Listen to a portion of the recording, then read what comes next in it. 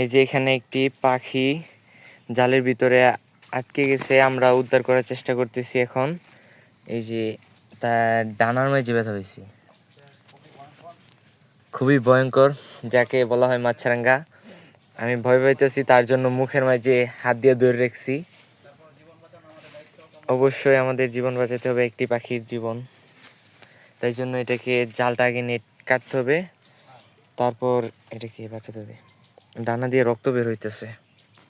এই যে এখানে বাইজা রয়েছে, এই জালটা কাটতে হবে।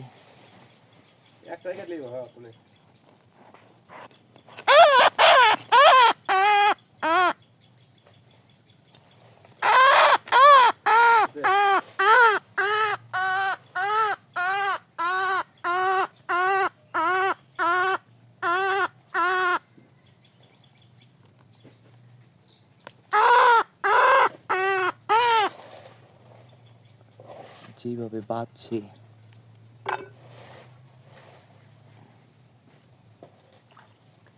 অবশেষে আমরা এই পাখিটিকে উদ্ধার করতে পারছি।